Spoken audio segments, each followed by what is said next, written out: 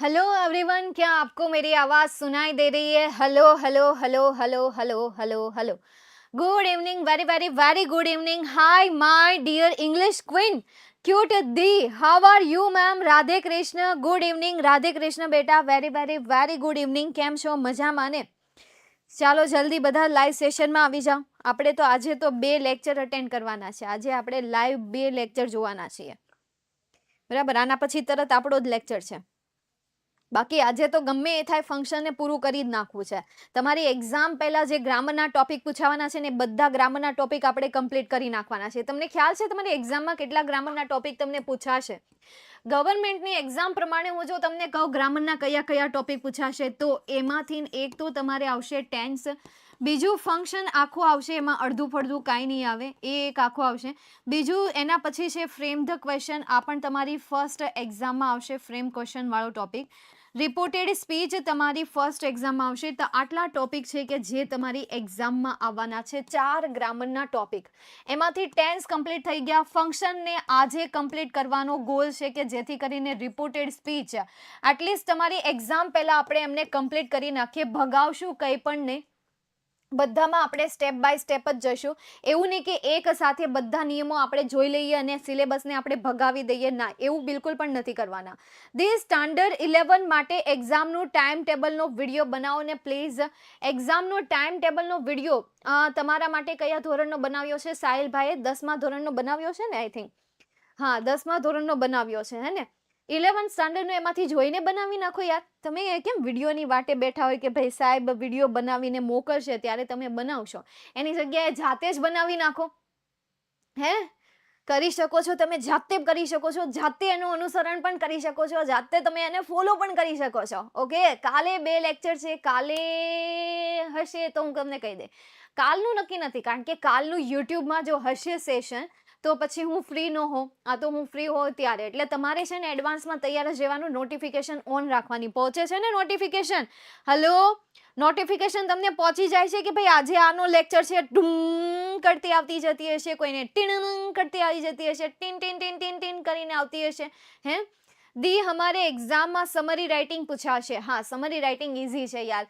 એમાં શું કરવાનું? મોટો પેરેગ્રાફ હોય એને નાનામાં કરી નાખવાનું, પેરેગ્રાફનું ગુજરાતી કરવાનું, પછી એને તમારે શોર્ટમાં લખી નાખવાનું છે, દેટ્સ ઇટ। આનાથી નવું કાંઈ નહીં।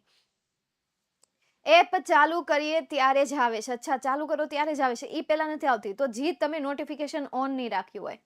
દી મારે મંડે છે ઇંગ્લિશની exam and I am very excited for exam. બાપરે, એ એક્ઝામ માટે એક્સાઇટેડ છે, સારું કહેવાય કે તમે એક્ઝામ માટે એક્સાઇટેડ છો। બસ એમ જ રહેવાનું છે, એક્ઝામ માટે એક્સાઇટેડ રહેવાનું છે। ચાલો તો હવે આપણે શરૂઆત કરીએ। ફંક્શન નામનો જે ટોપિક છે એ ટોપિકને સમય બગાડ્યા વગર શરૂઆત કરી દઈએ। એક્ઝામમાં એટલા બધા ડરો નહીં, એક્ઝામનું એટલું બધું ટેન્શન નહીં લો, એક્ઝામ છે અને એ પણ 50 માર્ક્સની એક્ઝામ છે। મહેનત કરશો એવું તમને રિઝલ્ટ મળશે, જે રિઝલ્ટ હશે તમારું હશે। સક્સેસફુલ વ્યક્તિઓ પણ એ રિઝલ્ટમાંથી પસાર થયા જશે। બસ પોતાના ઉપર વિશ્વાસ રાખવાનો, સૌથી મોટી વસ્તુ છે વિશ્વાસ રાખવો। જ્યારે પોતાના ઉપર વિશ્વાસ ન હોય ને, ત્યારે આપણે ગમે એ કાર્ય કરતા હોય ને, એ કાર્ય આપણને ગમતું ન હોય અથવા તો એ કાર્યમાં આપણે આગળ ન જતા હોય, તો ખુદના ઉપર વિશ્વાસ રાખો। પરફેક્શન ઉપર ફોકસ ન કરો, બટ પોતાના ઉપર ફોકસ કરો। પોતાના ઉપર ફોકસ કરો કે તમને પોતાને શું ગમે છે। કોન્ફિડન્સ તમારો વધશે ને એટલે ઓટોમેટિક તમારું કરિયર પણ બની જશે। કોન્ફિડન્સ મેઇન વસ્તુ છે, કમ્યુનિકેશન મેઇન વસ્તુ છે અને પર્સનાલિટી મેઇન વસ્તુ છે કે આપણે આપણી જાતને લોકો સામે કેવી રીતે પ્રેઝન્ટ કરવી અને આપણા કરિયરમાં આપણી જાતને કઈ રીતે પ્રેઝન્ટ કરવી, એ પર્સનાલિટી જો તમે શીખી ગયા, કમ્યુનિકેશન સ્કિલ તમે શીખી ગયા અને આ બંને દ્વારા તમારા કોન્ફિડન્સને હાઈ લેવલ ઉપર રાખ્યું, તો યકીન માનો તમારા જે પણ સપનાઓ છે, જે પણ તમારા ડ્રીમ છે, બધા કમ્પ્લીટ થશે, બધા સાચા પડશે। પણ એના માટે આ 3 વસ્તુ હોવી જરૂરી છે। એક કોન્ફિડન્સ, બીજું એક તો સૌથી પહેલા તમારામાં કોન્ફિડન્સ હોવો જોઈએ, કમ્યુનિકેશન સ્કિલ તમારી પાવરફુલ હોવી જોઈએ અને પર્સનાલિટી તમારી પાવરફુલ હોવી જોઈએ। પોતાની જાતને ક્યાં રિપ્રેઝન્ટ કેવી રીતે કરવી એ તમને ખ્યાલ હોવો જોઈએ। બધી જગ્યાએ પર્સનાલિટી અલગ અલગ હોય। હવે અત્યારે હું અહીંયા ટીચર છું, તો અહીંયા હું કઈ રીતે ફરતી રહેતી હોય કે ભાઈ એકદમ સ્ટ્રેટ હોય, અહીંયા શોલ્ડર એકદમ સ્ટ્રેટ હોય, આઈ કોન્ટેક્ટ સાથે હું વાત કરતી રહેતી હોય, મારી ભાષા જે હોય એકદમ સુધરેલી ભાષા આવી જતી હોય, બેડ વર્ડ્સ ન આવતા હોય, પણ એ જ જગ્યાએ જ્યારે હું ઘરે હોઉં છું ત્યારે એકદમ ફેમિલી નેચરમાં હોય છું. ક્યાંય હું મારી રીતે ગમે ત્યાં બેસી જતી હોય, ગમે રીતે સૂઈ જતી હોય, અથવા તો વળ ખાતી હોય મારી રીતે, તો ત્યાં મારી પર્સનાલિટી ચેન્જ થઈ જાય. અથવા તો આઉટસાઇડ હું કોઈ પણ જગ્યાએ જાઉં છું, ફોર એક્ઝામ્પલ ફ્રેન્ડ સાથે છું, તો ફ્રેન્ડ સાથે રહીને એવી લેંગ્વેજ આવી જાય, ત્યાં પછી ભણેલી ગણેલી ભાષા ન બોલાય. નહીં તો કે હા તારી ભાષા ઘરે મૂકીને આવ અથવા તો જોબે મૂકીને આવ, અહીંયા તો તારે આવી જ રીતે બોલવાનું છે, અહીંયા તારી આ દાદાગીરી ચાલશે નહીં, અહીંયા તારું આ ટીચરપણું પણ ચાલશે નહીં. હા મેડમ, અથવા તો કંઈ પણ એવું બોલી ગયા હોય ને તો એમ કે મેડમ બસ ઓ બસ. એટલે ત્યાં ભાષણબાજી ન ચાલે, ત્યાં મોટિવેશન બાજી ન ચાલે. અને કદાચ મારા મોટિવેશનના વિડીયો જોઈ જાય ને તો એને ત્યાં બેઠા બેઠા હસવું આવતું હોય. એટલે દરેક જગ્યાએ પર્સનાલિટી અલગ હોય, પણ તમારે એ ધ્યાન રાખવાનું કે ક્યાં કઈ જગ્યાએ કેવી પર્સનાલિટી રાખવી. ચાલો હવે આપણે જોઈએ, લાસ્ટ ટાઈમ મેં તમને ચોઇસ વિશે સમજાવ્યું હતું કે જેમાં કીવર્ડ તરીકે આવે છે વુડ રાધર, જેનું સેન્ટેન્સ પણ બનાવ્યું હતું. અને હજી હું તમને કહી દઉં છું, ગ્રામરમાં હું ખાલી ને ખાલી તમને 30% કહું છું. આ લાઈન ટ્રુ છે, સાચી છે, તમારા માટે થોડી કડવી પણ હશે, પણ ગ્રામરમાં હું ખાલી તમને 30% ભણાવું છું. બાકીની જે તમારી 70% મહેનત જે છે ને, એ 70% મહેનત તમારે પોતાને કરવાની રહેશે. તમે મને કેટલી પણ ફી આપશો, તમે મને હાઈએસ્ટ ફી આપશો, અથવા તો હાઈએસ્ટ સ્કૂલમાં તમે જાશો, હાઈએસ્ટ ટ્યુશનમાં જાશો, વિદ્યાકુલને છોડીને કોઈ બીજા ટ્યુશનમાં, કે ભાઈ મેં તો અહીંયા કીધું કે હું તો ખાલી 30% જ ભણાવું છું, તો તમે અહીંયાથી છોડીને ગમે ત્યાં જાઓ, તમે સારી એવી ફી ચૂકવીને કોઈ શાળામાં જાઓ છો, કોઈ હાઈ લેવલના ગુરુકુલમાં જાઓ છો, તો ત્યાં પણ તમને 30% જ ભણાવવામાં આવે છે. થિયરી નીચે 2-3 example, theory 2-3 example, theory 2-3 example, અને વધીને 4-5 એક્ઝામ્પલ, એના પછી વધીને 5-6 એક્ઝામ્પલ, મેક્સિમમ માંડ કરીને 7-8 પહોંચે, પણ એનાથી વધારે એક્ઝામ્પલ કોઈ પણ સ્કૂલમાં તમને કરાવવાના નથી. કારણ કે સૌથી વધારે ટાઈમ કન્ઝ્યુમ કરે. અને આ 7-8 એક્ઝામ્પલમાં તંબુરો તમને ગ્રામર આવડવાનું, એમાં પરફેક્શન લાવવા માટે મેક્સિમમ તમારે 10 થી 15 એક્ઝામ્પલ તો સોલ્વ કરવા જ પડે. અને હું તમને રિપોર્ટર સ્પીચ જ્યારે કરાવીશ ને ત્યારે મેક્સિમમ હું તમને 10 થી 15 તો ડીપીપી તરીકે જ આપી દેવાની છું, અને બાકીના 2-3 લેક્ચર ચાલતા હોય ને ત્યારે હું તમને આપતી જઈશ, ત્યારે તમારે કરવાના છે. એમ કરીને તમને 10-15 મળશે. અને બાકી વધ્યા હજી ઘટે છે તો તમારી પાસે ગ્રામર ગીતા બુક છે જ, એમાંથી પ્રિપેરેશન કરવાની રહેશે. તો સેલ્ફ પ્રેક્ટિસ તમારે કરતી રહેવી પડશે. ઓકે, એટલું તો કરી લેવાય જાતે કરવામાં જ માનજો. હજી કહું છું, જાતે કરવામાં માનજો. અહીંયા માત્ર ને માત્ર તમે શાળામાં જાઓ છો, તમે ઓનલાઈન ક્લાસ અટેન્ડ કરો છો, તમે ટ્યુશન કરો છો, એક વાત ધ્યાન રાખજો, ત્યાં તમે માત્ર ને માત્ર તમારી જાતને મોટિવેટ કરવા માટે જાઓ છો, તમારી જાતને ખાલી અગાઉના સ્ટેપ શીખવાડવા માટે જાઓ છો, થાળીમાં ખાવાનું લેવા જાઓ છો. એ ખાવાનું પચાવવાનું કામ તમારું છે. એને 32 વાર ચાવવું કે ન ચાવવું તમારા ઉપર ડિપેન્ડન્ટ છે. 32 વાર નહીં ચાવો તો પચશે નહીં, અને એનાથી પાચન શક્તિ નબળી થશે. તો આ તમારા ઉપર ડિપેન્ડ છે કે ખોરાકને ફટાફટ ખાઈ લેવું કે ખોરાકને ચાવીને ખાવો, અડધો ફડધો ચાવીને ખાવો, એ તમારા ઉપર ડિપેન્ડન્ટ છે. તો અહીંયાથી માત્ર તમને પીરસવામાં આવે છે, એ પીરસેલું તમારે કઈ રીતે પચાવવું એ તમારા ઉપર ડિપેન્ડન્ટ છે. આવી જાઓ હવે અહીંયા. નાના સ્પીક્સ એઝ ઇફ, તો આને શું કહેવાશે? સપોઝિશન કહેવાશે. સેન્ટેન્સમાં જો તમને એઝ ઇફ આપેલું છે અથવા તો એઝ ધો આપેલું છે, તો એને શું કહેવાશે? સપોઝિશન કહેવાશે. Mark my point. બંનેની વાક્ય રચના સિમિલર છે.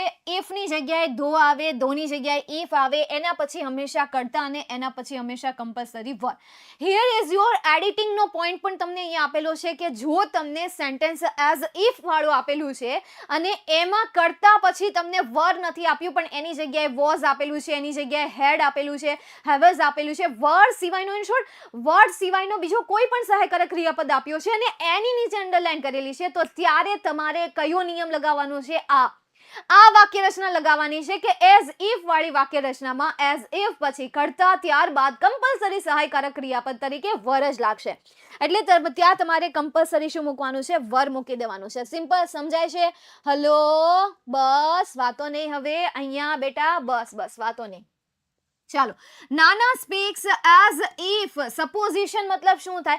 જાણે કે તે ન હોય એવું તમારે અહીંયા દર્શાવવાનું છે. જાણે કે તે તેવો ન હોય, જાણે કે તેણે આમ ન કર્યું હોય, જાણે કે તેણે ફલાણું પૂછડું ઢીકણું. સમજાય છે? તો અહીંયા એઝ ઇફ મતલબ શું થશે? સપોઝિશન, કે ભાઈ જાણે કે તેણે એમ ન કર્યું હોય.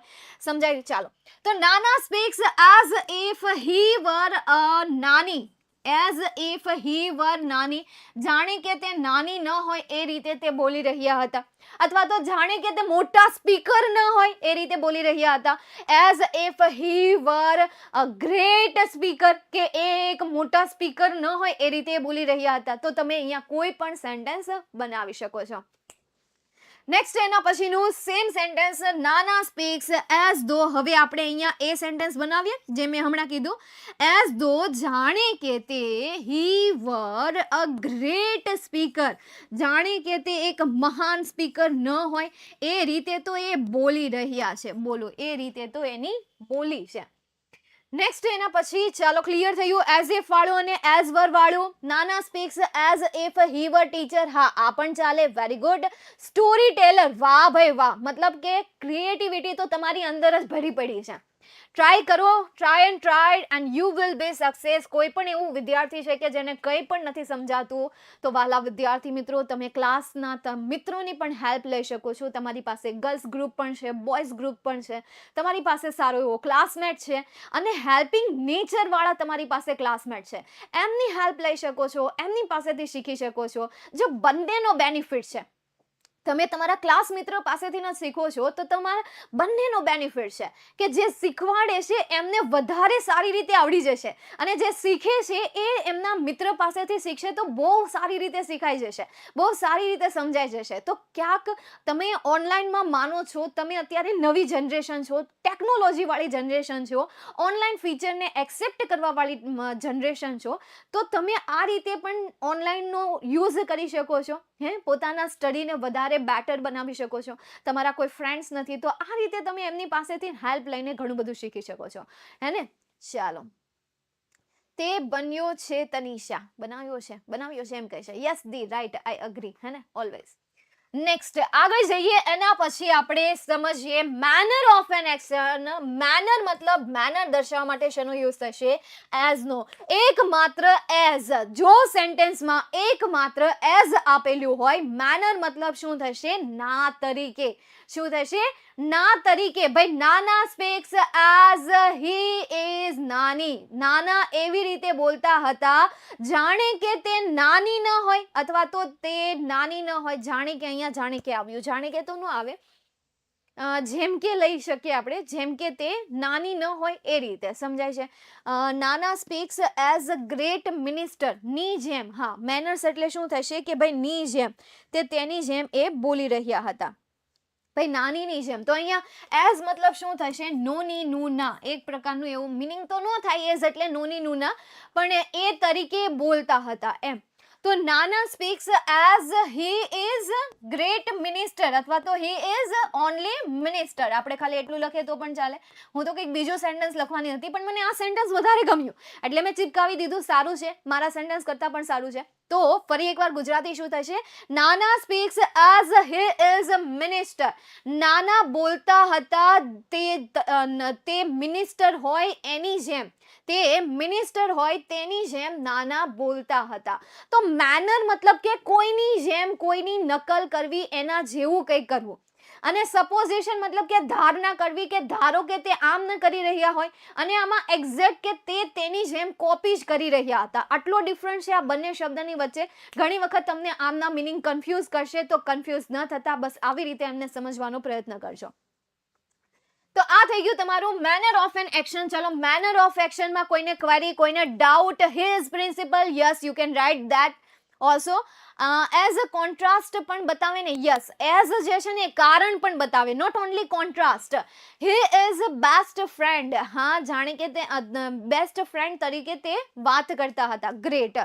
ચાલો, નો ક્વેરી, નો ડાઉટ. તો પછી જઈએ આપણે નેક્સ્ટ ફંક્શન તરફ, અને નેક્સ્ટ ફંક્શન જે છે એ આપણું મેનર જ છે. હવે તમે એઝ તો જોઈ ગયા, પણ લાઈક જોવાનું તો બાકી છે. તો લાઈક પણ શું દર્શાવશે? લાઈક પણ મેનર જ દર્શાવશે, પણ ક્યાં આવશે? વાક્યની શરૂઆતમાં. જો લાઈક વાક્યની શરૂઆતમાં આવે તો એને શું કહેવાશે? લાઈક વાક્યની શરૂઆતમાં આવે છે તો એને શું કહેવાશે? વાક્યની વચ્ચે આવે તો સમજી ગયા આપણે, પણ વાક્યની શરૂઆતમાં આવશે તો તમે એને શું કહેશો? ટેન્સ જેવું, ટેન્સ જેમ કે નહીં, તેની જેવું. તો એ શું નામ છે તમારું? સોજિન તોસીફ, તોસીફ. ઓકે, શેના જેવું એ તો કયો મને.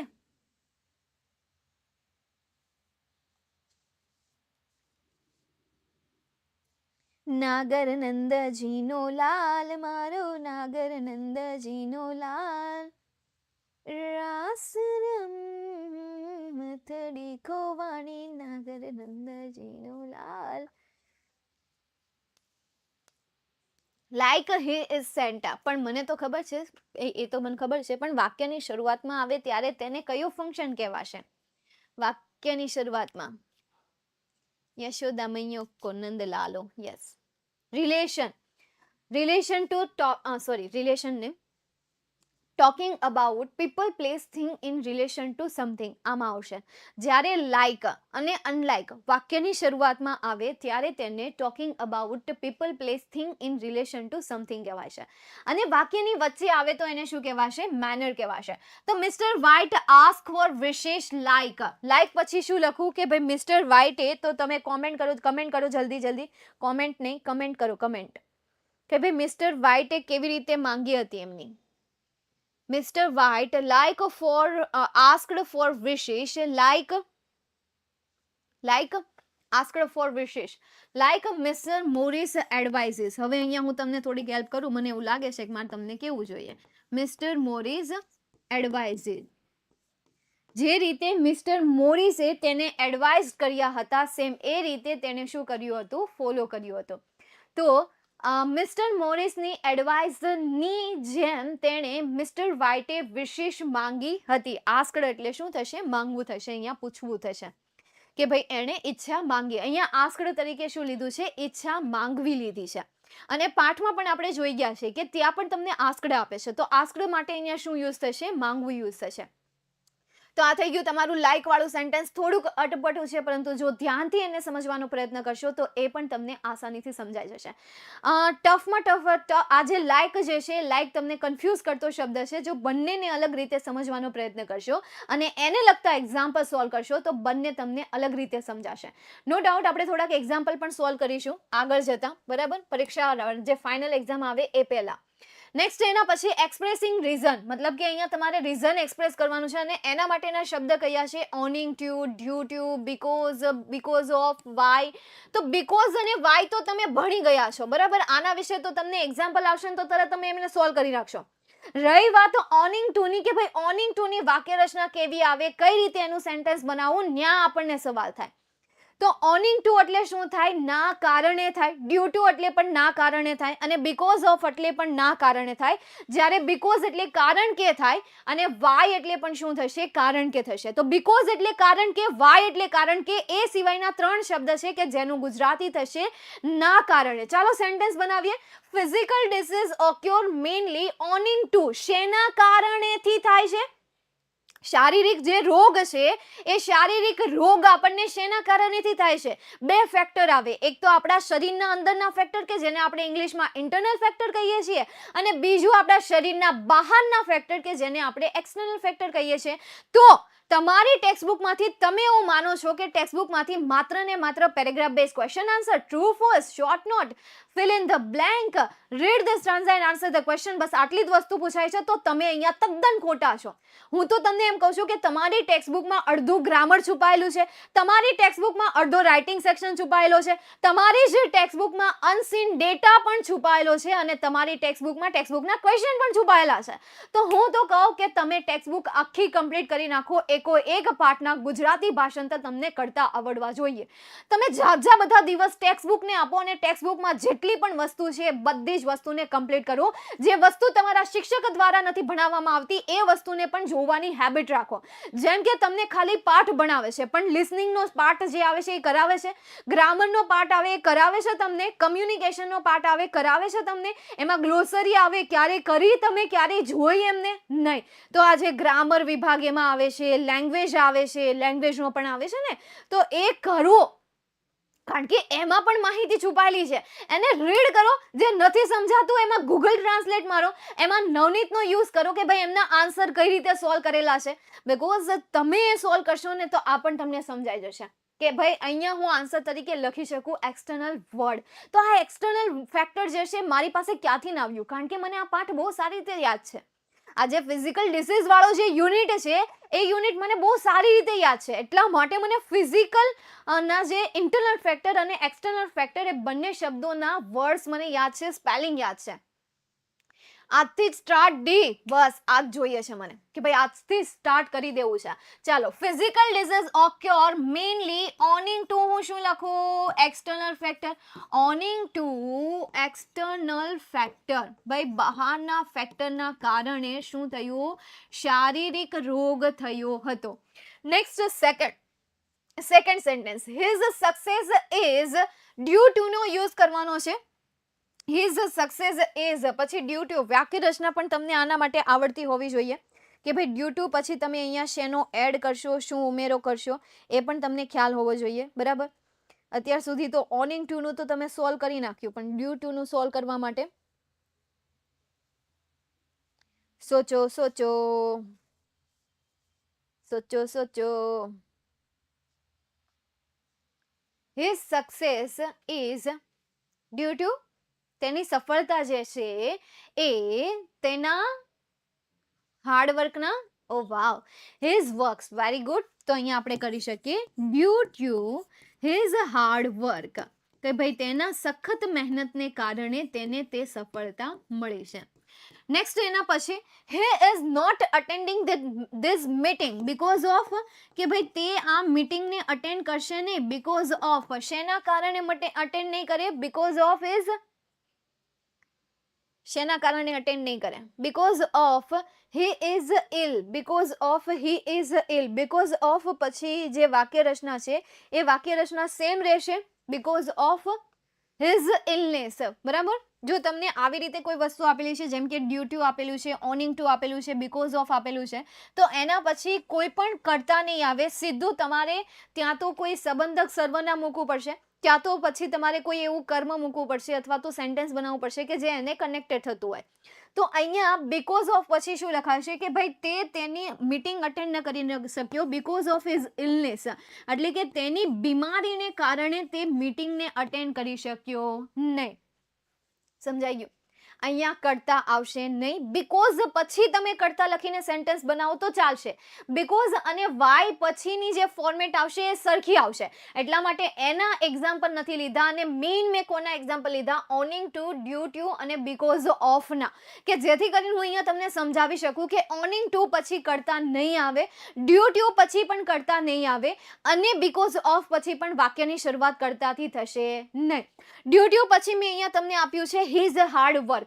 તો એડિટિંગમાં પણ તમને આ ટોપિક પૂછાઈ શકે કે ડ્યુ ટુ પછી તમને હિઝની જગ્યાએ હી આપી દીધું હોય અથવા હરની જગ્યાએ શી આપી દીધું હોય, તો ત્યાં તમારે શું કરવાનું છે, સંબંધક સર્વનામ મૂકી દેવાનું છે. હીનું સંબંધક સર્વનામ થશે હિઝ, જ્યારે શીનું સંબંધક સર્વનામ થશે હર. તો this three word show you reason, આ ત્રણ શબ્દ તમને રીઝન ડિસ્ક્રાઇબ કરે છે, રીઝન બતાવે છે, રીઝન એક્સપ્રેસ કરે છે. ચાલો, કોઈને કોઈ ક્વેરી, ધેટ્સ વાય પણ આવે ને ma'am, that's why, yes that's why પણ આવે કે ભાઈ એ જે કારણથી. તો આવી રીતે ઘણા બધા એવા શબ્દ છે કે જે કારણ દર્શાવે, પણ અહીંયા તો મેં લિમિટેડ શબ્દ લખ્યા છે કે જે કારણ દર્શાવે છે. બાકી સિન્સ પણ કારણ દર્શાવે ને, સિન્સમાં પણ કારણ નથી હોતું તો સિન્સ પણ કારણ દર્શાવે, પછી એઝ તો એઝ પણ કારણ દર્શાવે છે. તો ઘણા એવા શબ્દ છે કે જે કારણ દર્શાવે છે, પણ અહીંયા જે 11th સ્ટાન્ડર્ડમાં મેઇન ઓબ્જેક્ટ છે, મેઇન વર્ડ છે, એ મેઇન વર્ડ અહીંયા મેં તમને સમજાવ્યા છે. સૌથી પહેલા આના પર ફોકસ કરો, પછી એ જે મટીરિયલ છે, કાચું કચુંબર છે, એ કાચા સલાડને આપણે ધીરે ધીરે આગળ જેમ જતા જશું એમ આપણે એમને જોતા જશું અને સમજતા જશું. Okay, done. હા, એઝ અને સિન્સ પણ શેમાં આવે છે અભિષેક બેટા? રીઝનમાં જ આવે છે.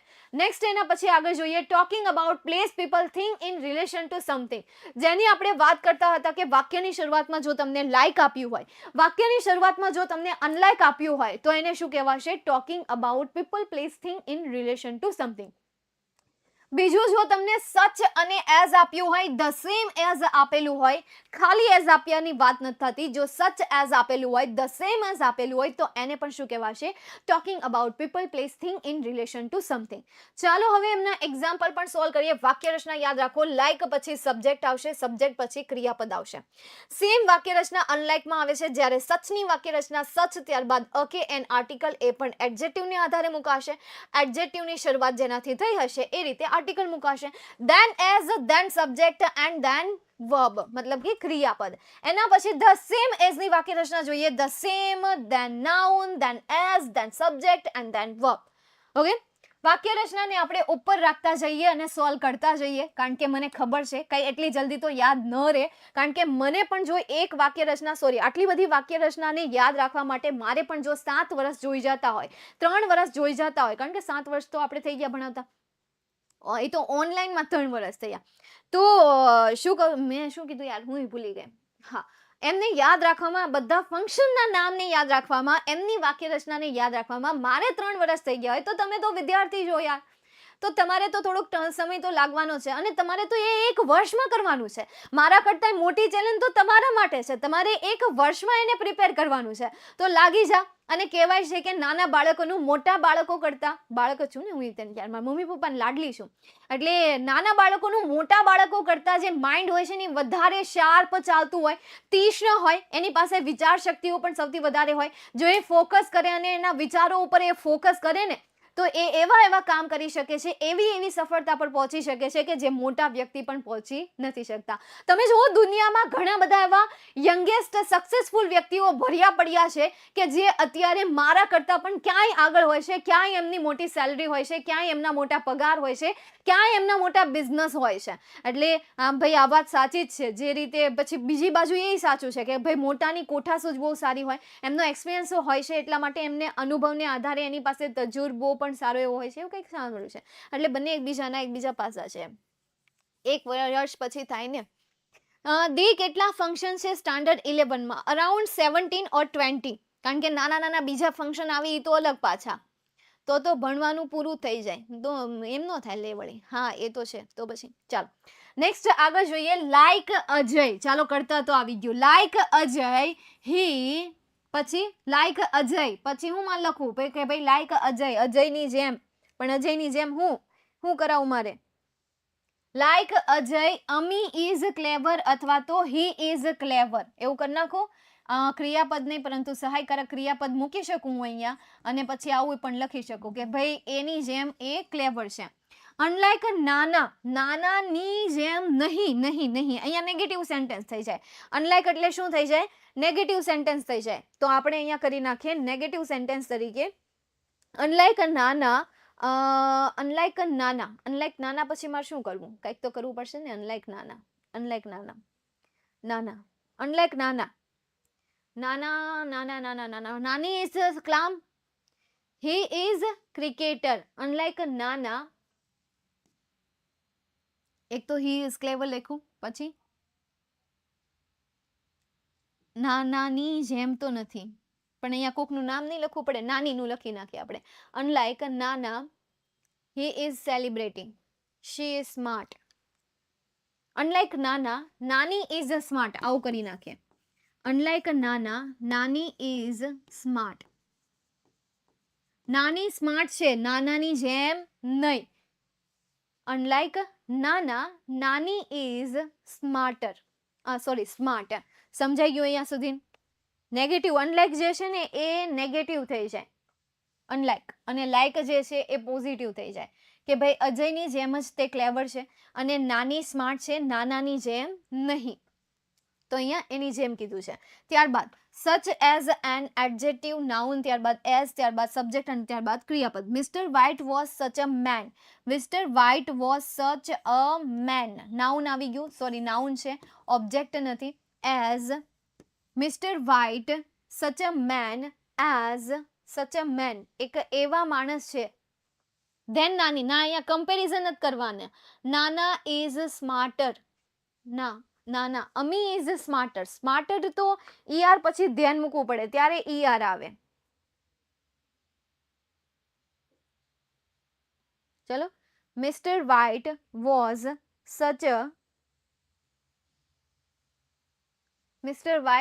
સચ અ મેન એઝ, પછી વાક્યને તમારે જોડવાનું છે કે મિસ્ટર વ્હાઇટ જે છે એ એવા માણસ છે કે જે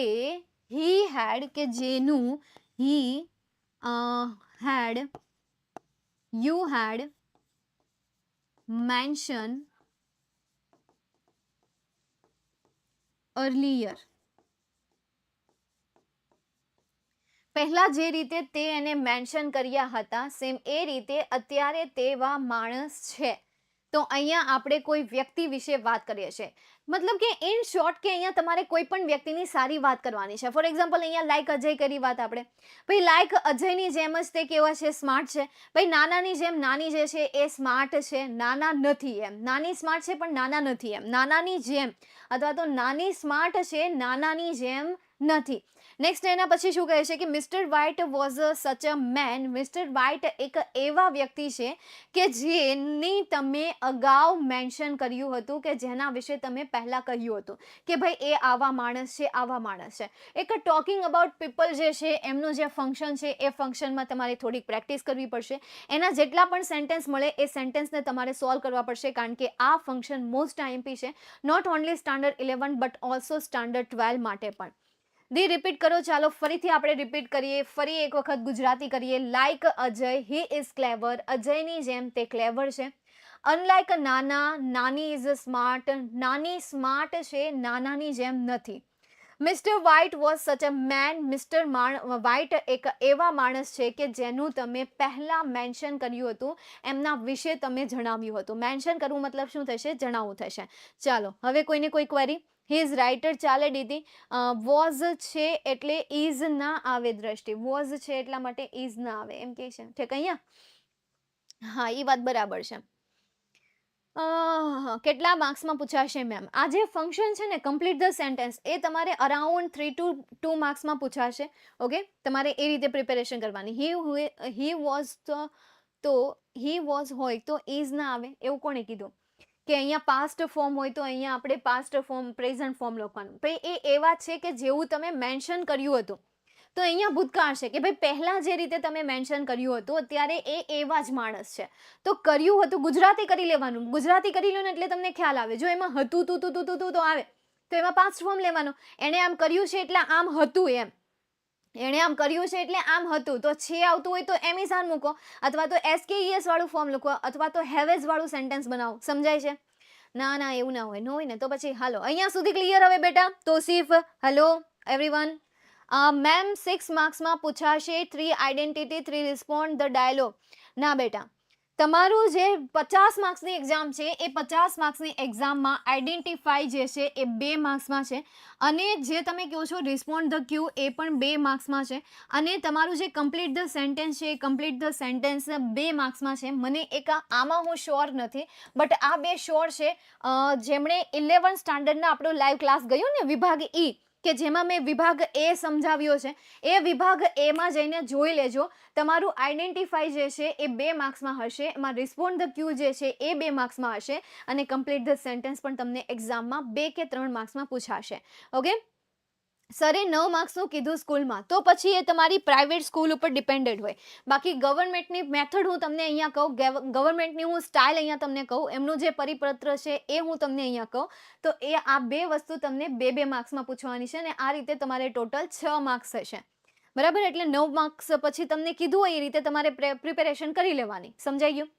પછી તમને એમ કે ભાઈ આ 3 માર્ક્સમાં પૂછ્યા, આ 3 માર્ક્સમાં પૂછ્યા, તો તમારે એ રીતે પ્રિપેરેશન કરવાની. પણ ગવર્મેન્ટની સ્ટાઇલ ફિલહાલ અત્યારે આ છે. ઓકે, સ્કૂલની પર્સનલ સ્ટાઇલ પણ હોઈ શકે. મારી સ્કૂલ ગવર્મેન્ટ પણ છે અને પ્રાઇવેટ પણ છે, અલગ જ છે. અચ્છા, ગવર્મેન્ટ પણ છે અને પ્રાઇવેટ છે ને, તો એમાં ગવર્મેન્ટની સ્ટાઇલ જ ફોલો થાય. તનિષા, એમાં ગવર્મેન્ટ જ થાય, એમાં બીજી ન ચાલે. નેક્સ્ટ આગળ જઈએ. હવે એના પછી ધ સેમ એઝનું વાક્ય રચના જોઈએ. I bought the same book. I bought the same book. ત્યાર પછી આવશે એઝ. મેં એવી જ બુક પરચેઝ કરી કે જે તેણીએ પરચેઝ કરી હતી, અથવા તો તેણે પરચેઝ કરી હતી.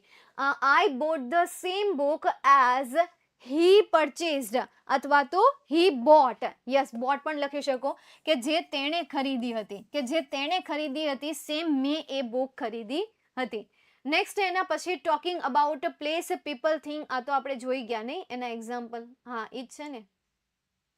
રિપીટ હો ગયા, રિપીટ હો ગયા. ચાલો, તો હવે મારે અહીંયા તમને કેટલાક એવા ફંક્શન જે છે એ ફંક્શન અહીંયા તમને લિસ્ટ બનાવવાનું છે. પહેલેથી જોતા જઈએ કેટલા ફંક્શન જોયા. પહેલું આપણે જોયું કન્ડિશન, એના પછી કોન્ટ્રાસ્ટ, એના પછી સજેશન અને એડવાઇસ આપણે જોયું હતું, જેમાં સજેશન અને એડવાઇસ બંને અલગ છે. સજેશન માટે શુડ અને આઉટ ટુ યુઝ થાય છે, જ્યારે હેડ બેટર એડવાઇસ માટે યુઝ થશે. Used to habitual action in the past માટે. પર્પઝમાં કયા શબ્દો આવશે બેટા? એક તો સો ધેટ, ત્યારબાદ in order to, in order that, with a view to. વાક્ય રચના યાદ રાખતા જાજો. નેક્સ્ટ એના પછી રિઝલ્ટ જોયું, આ બધા આઈએમપી ફંક્શન્સ છે.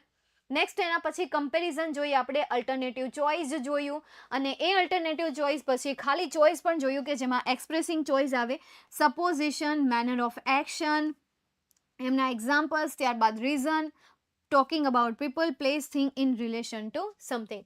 હવે કેટલાક એવા ફંક્શન છે કે જે તમને વાક્ય રચનાઓ, જેમની વાક્ય રચનાઓ એકદમ સિમ્પલ છે, કે જે તમે પ્રિપેર કરો તો પણ તમારાથી થઈ જાય. જેમ કે સિકિંગ ઇન્ફોર્મેશન, એ સિવાયના ફંક્શન કે જેમની વાક્ય રચનાઓ આપણે અહીંયા નથી લીધી, પણ આપણે એમનું લિસ્ટ બનાવી દઈશું કે જે તમે 10મા ધોરણમાં ભણી ગયા છો.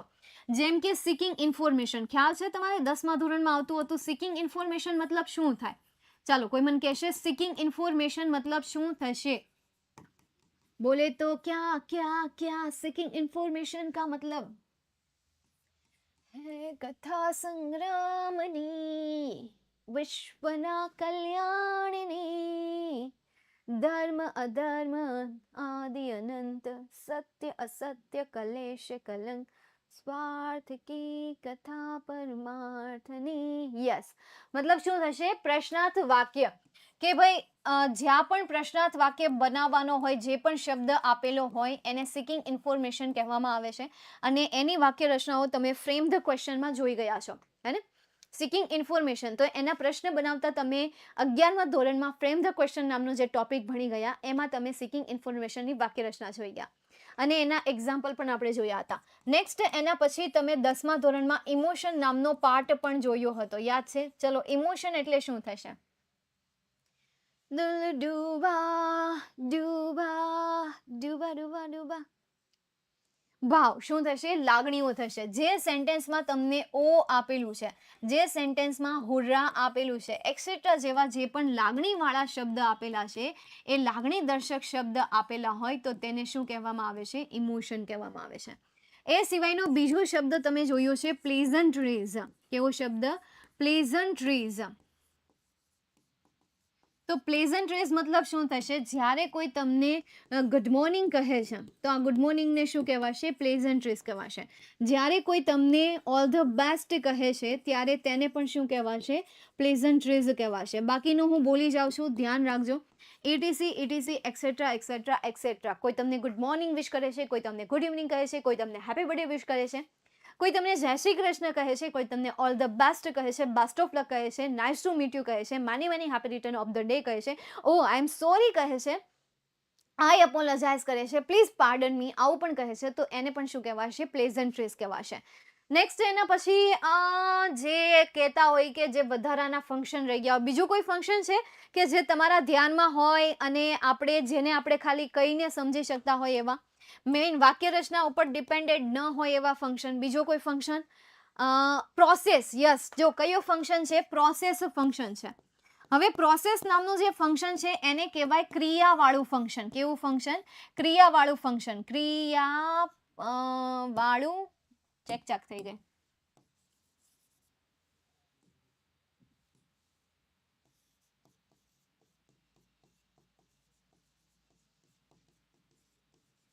હવે તમને એમ કે take a bowl, add some water, squeeze a lemon and then mix it વેલ.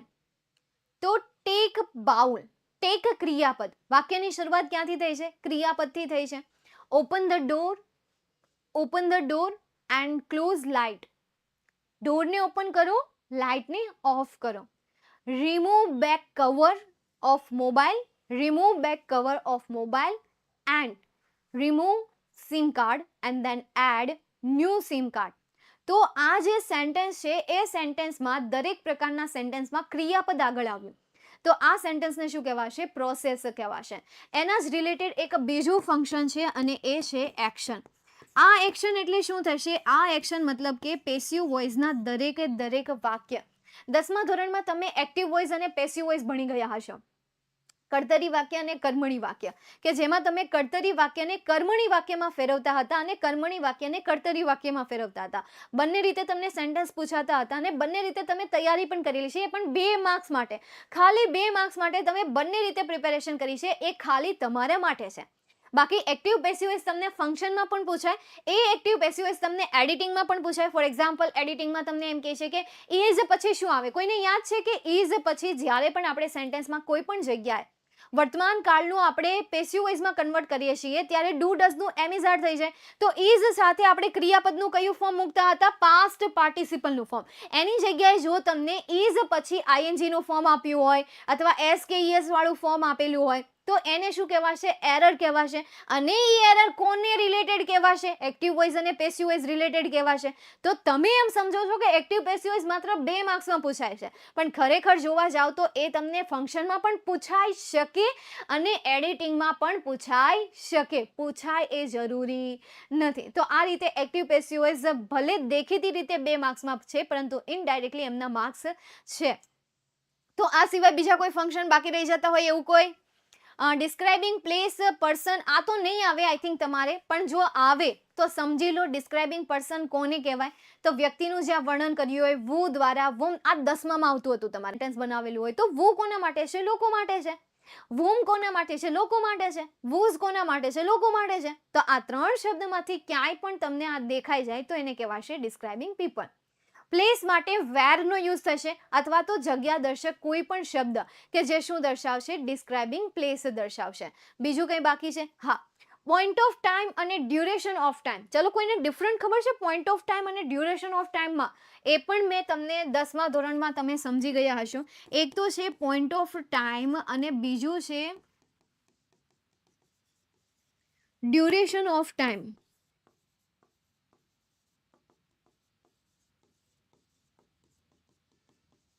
તમને ખબર?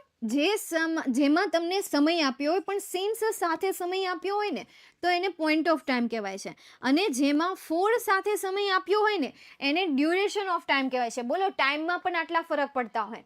જેમાં તમને સિન્સ પછી સમય આપેલો છે એને પોઈન્ટ ઓફ ટાઈમ કહેવાય, અને જેમાં તમને ફોર પછી સમય આપેલો છે એને શું કહેવાશે? ડ્યુરેશન ઓફ ટાઈમ કહેવાશે. ઓકે, હવે પછી આવા જો ફંક્શન નવા આવતા જશે તો સાથે સાથે આપણે થિયરી જોતા જઈશું. ફંક્શન તમારા અહીંયા પૂરા નથી થતા, ધ્યાન રાખજો. અહીંયા હજી હું ખાલી ફંક્શનનો એક પાર્ટ પૂરો કરું છું. ભલે અત્યારે તમને ફંક્શનનો 3જો લેક્ચર દેખાતો હોય, પરંતુ આવી જ રીતે હજી આપણે ફંક્શનના એક્ઝામ્પલ પણ લાવવાના છીએ, થિયરી પણ લાવવાના છીએ. હું મારી રીતે સ્ટડી કરીશ. મને જેટલા નવા ફંક્શન મળશે એને લગતા એક્ઝામ્પલ હું તમારી સામે મૂકીશ. એટલે ફંક્શનની જે થિયરી છે આપણે અહીંયા સુધી નહીં રાખીએ, એમના આપણે મોર એન્ડ મોર એક્ઝામ્પલ સોલ્વ કરીશું. વચ્ચે આપણે રિવિઝનનો એક લેક્ચર પણ રાખીશું કે જેમાં ગ્રામરનો કોઈ પણ એક ટોપિક કે જેમાં આપણે માત્ર ને માત્ર એક્ઝામ્પલ સોલ્વ કરીએ. બહુ ઓછા સમયમાં ઓછા નહીં પરંતુ વધારે એક્ઝામ્પલ સોલ્વ કરવાનો ટ્રાય કરીશું. ઓકે, એટલે તૈયાર રહેજો. હજી આમાં આપણા ફંક્શન કમ્પ્લીટ નથી થયા. પ્રોબેબિલિટી, એબિલિટી, ક્વોન્ટિટી, નેસેસિટી, આ બધું જે છે એ તમે 10th સ્ટાન્ડર્ડમાં જોઈ ગયા, અને તમારે 10મા ધોરણમાં આ જ મેઇન હતું, અને 9મા ધોરણમાં 4 જ વસ્તુ આવ્યો. એક નેસેસિટી, બીજું એબિલિટી, ત્રીજું પોસિબિલિટી અને ચોથું ઓબ્લિગેશન. આ 4 જ ક્વેશ્ચન. મેં છે ને સ્કૂલમાંથી હું ક્વેશ્ચન પેપર મંગાવું. આપણા 9મા ધોરણમાં કેટલા બધા વિદ્યાર્થીઓ છે, એટલે હું એમને કહું કે ભાઈ મને ક્વેશ્ચન પેપર તમારે પર્સનલી મોકલવાના, ગ્રામરને લગતા ક્વેશ્ચન પેપર હોય ને મને મોકલવાના. એટલે એ ક્વેશ્ચન પેપર જોઉં ને એટલે એ ક્વેશ્ચન પેપરમાં 4 વસ્તુ હોય ને હોય જ તેને. એબિલિટી, એક પોસિબિલિટી, બીજું નેસેસિટી અને ત્રીજું જે હતું એ ઓબ્લિગેશન. આને લગતું તો હોય જ. કાં તો આ ન હોય ને તો પેલી વસ્તુ હોય describing thing, describing place, describing people. બસ આનાથી નવું કાંઈ નહીં. વધીને સિકિંગ ઇન્ફોર્મેશન. બસ આ તમારે જે બેઝિક હતું કે જે તમે 9th સ્ટાન્ડર્ડમાં જોઈ ગયા, પણ જે ઇમ્પોર્ટન્ટ ફંક્શન હતા એ ઇમ્પોર્ટન્ટ ફંક્શન છે અત્યારે 11મા ધોરણમાં તમારા માટે. એ છે result, talking about people, place, thing in relation to something, comparison, choice, manner, supposition આ બધા તમારા માટે મહત્વના છે. માત્ર 10મા ધોરણ નહીં પરંતુ 12મા ધોરણ માટે પણ ઇમ્પોર્ટન્ટ છે. જ્યારે પણ ફાઇનલ એક્ઝામ આવશે ને તમારે ત્યારે આઈએમપી ફંક્શન તરીકે હું તમને આટલા જ આઈએમપી ફંક્શન આપવાની છું કે જે મેં તમને મેઇન કીધા. એટલે અત્યારથી પ્રિપેરેશન કરવા માંડો કે જ્યારે હું તમને આઈએમપી આપું ને ત્યારે તમે બેઠા બેઠા ને કહો કે મેમ આટલા ફંક્શનનું નામ પહેલાં લેશે. ઓકે, ચાલો. 7:15 વાગે પાછો લેક્ચર છે બેટા, એટલે 7:15 વાગે પાછા આવી જજો. ઓકે, આપણો જ છે એટલે 7:15 વાગે આવી જજો. મેમ એક્ઝામ ક્યારે છે? તમારી એક્ઝામ જે છે એ કંઈક 10મા મહિનામાં ચાલુ થાય છે. પ્રથમ પરીક્ષા 10મા મહિનામાં ચાલુ થાય છે, એટલે એ રીતે તૈયારી કરવા મળજો. ઓકે, આવી ગયા, સમજી લેજો. ઓકે, તો અહીંયા સુધી આપણે રાખીએ, મળીએ નેક્સ્ટ સેશનમાં. See you soon. માત્ર 15 મિનિટનો બ્રેક લઈએ છીએ. Bye and take care.